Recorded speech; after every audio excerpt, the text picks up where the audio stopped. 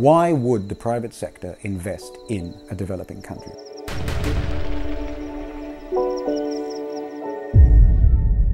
There's always a tension, isn't there, between a company's imperative to maximise shareholder value and at the same time look after the welfare of its communities and its employees.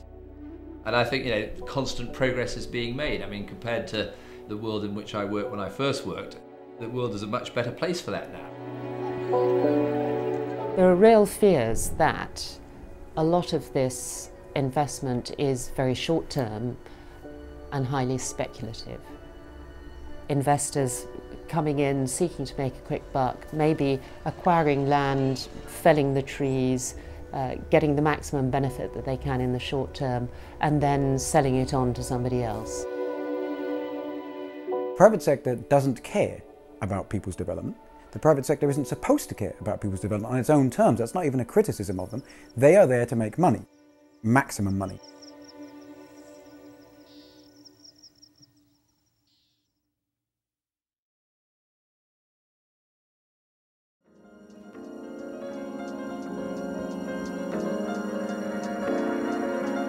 When confronted with scenes of poverty, you could be forgiven for thinking that any sort of financial investment would be a good thing.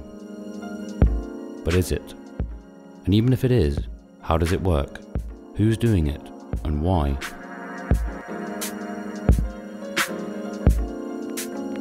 Some of the international financial institutions, like the International Finance Corporation and the World Bank, they're very much about trying to promote private sector investment and to create the conditions in which more of that will happen. And yet they're increasingly recognising some of the really damaging consequences that some of this investment is having.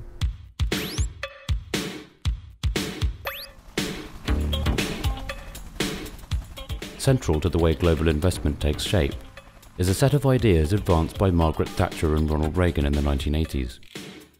The so-called dead hand of the state systematically sapped initiative and discouraged enterprise.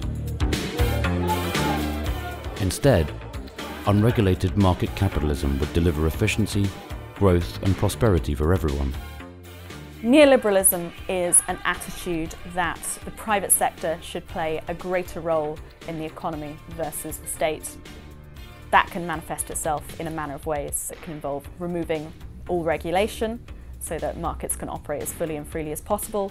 It can involve free trade, no controls on capital between nations, and it can involve privatising what were once national industries.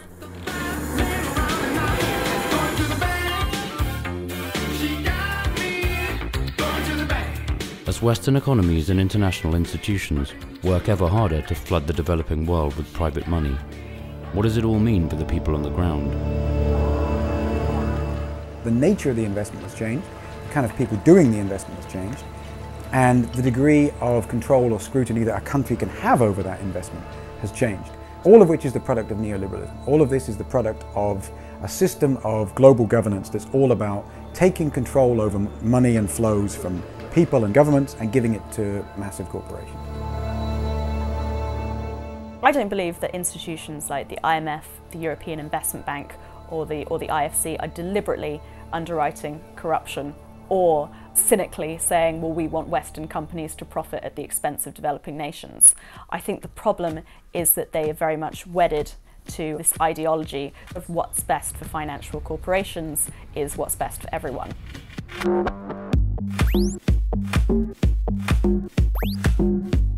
Business needs money.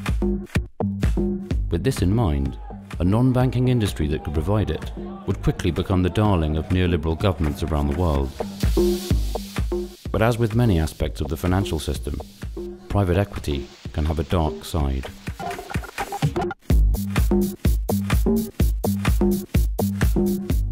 A private equity company buys other companies that aren't listed on stock exchanges. It can work sort of as a venture capitalist, putting money into a new fledgling company and helping it grow.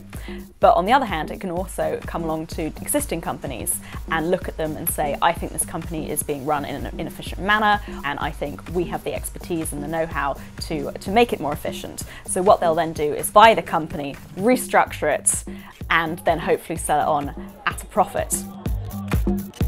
The problem is that often they acquire these companies using tons and tons of debt, which then belongs to the acquired company.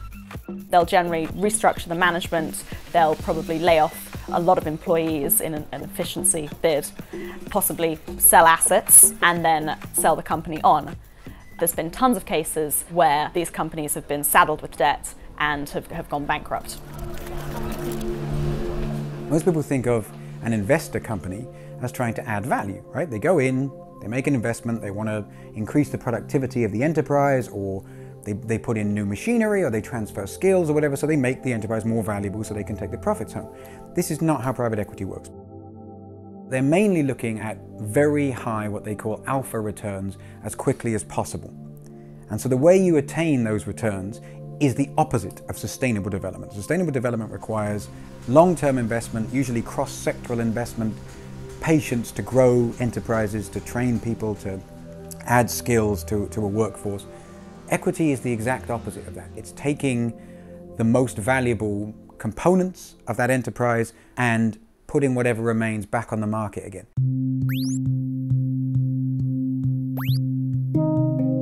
In the developed world, the vast majority of land is privately owned.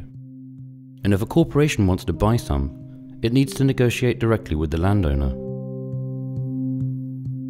But many people in the developing world, particularly in Africa and Southeast Asia, have little or no legal rights to the land on which they live and work. If a corporation wants to buy land here, it need only talk to the government, and not necessarily the local people, who may have lived and worked here for generations. There's been considerable disquiet about the amount of land that's being acquired by international investors over the last few years. Land is being allocated by government to a number of outside interests, and a lot of local farmers are being displaced as a consequence. In some cases, you've got people coming in seeking land where they are very much wanting to establish a productive enterprise. So let's look at, say, an investor who wants to bring irrigation to an area to grow sugarcane, to set up a processing plant, to generate lots of jobs for local people. So that looks like a relatively good investment. In other cases, you've got people who are seeking to acquire rights over large areas of land. They may not actually have a plan for how they are going to use it over the next 5-10 years, but they're, if you like, banking that land, speculating in that land, in the hopes that over 5 or 10 years it becomes more valuable and then they can sell it, or, you know, over time they'll think of something that they can use it for. But what then happens to the people who've been using that land? Where they go to go? What kind of compensation will they get? I am optimistic about private investment in Africa because I think there is an enormous need for it, an enormous opportunity for it. There is well-meaning but misguided interference from certain parts of the community towards private investors, and I think it's ideological and political. Up until we came along, you had a slightly absurd situation in which a country which is a wonderful country in which to grow trees was importing timber, certainly from South Africa and even from as far away as Uruguay and South America. In the course of time, as our plantations begin to come online, that will no longer be the case. It has huge social and economic benefits. We've created 2,500 jobs already in Uganda, and we will create many more. The normal sort of ratio for the creation of job and social benefit is that at least 6 people directly benefit from the creation of a job, so that's 15,000 people directly benefiting. We've invested $25 million in a project that has seen no profit yet over 9 years. I mean, that's a difficult investment scenario for most people to contemplate. We've built 11 primary and secondary schools. We've created 2,200 outgrower programs, above and beyond the 2,500 jobs that we've created. We've built orphanages, health clinics, cleaned out wells, engaged in all sorts of other opportunities for people to generate wealth. And yes, look, I'm not saying that there aren't a few people who may be worse off now than they were before, but the vast, vast majority are much better off now than they were then. And those who we haven't yet been able to get to, we will get to in the course of time. I think inevitably land generally, as a global philosophical concept, is obviously an increasingly big issue. The world's population is growing, the supply of land is not. So I suppose the use of land, and particularly competition between land used for growing food and land used for almost any other purposes, is an issue and is going to become increasingly an issue. And it's a very legitimate issue. There has been a huge lack of transparency around many of these deals. They've been done behind closed doors. Very often, very little coming back to government in terms of tax revenue or other benefits that they might expect. Very often land is being allocated for 40, 50, sometimes 99 years. That's a very, very long time. So governments are tying up land in a way which is going to make it a lot more difficult for them to respond to the needs of their own people in generations to come. Why do governments go along with this? Because a lot of them are in on the scam.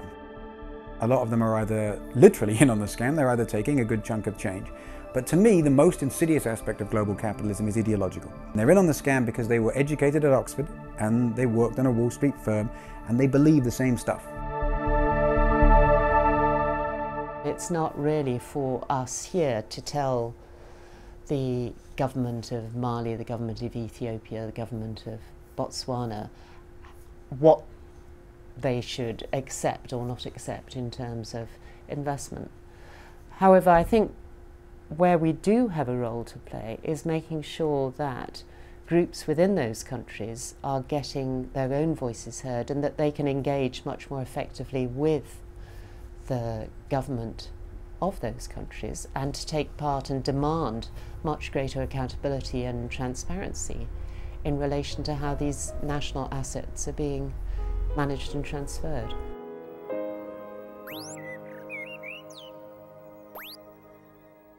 There are a number of things that people can do if they care about this issue. They can think about what their money is funding. A lot of pension funds directly invest in things like land grabbing and private equity, and also actually a lot of university endowment funds. So for example, Harvard University has come under a lot of criticism for what they're investing in. People should put pressure on the government to argue for reform of our international institutions so that developing countries' interests are properly represented. I think in the aftermath of the 2008 financial crisis, where we've seen quite clearly that the attitude that the markets know best and the markets should just be sort of left to do their job resulted in a catastrophic failure, I think people need to take a step back and think realistically about what markets can and can't deliver.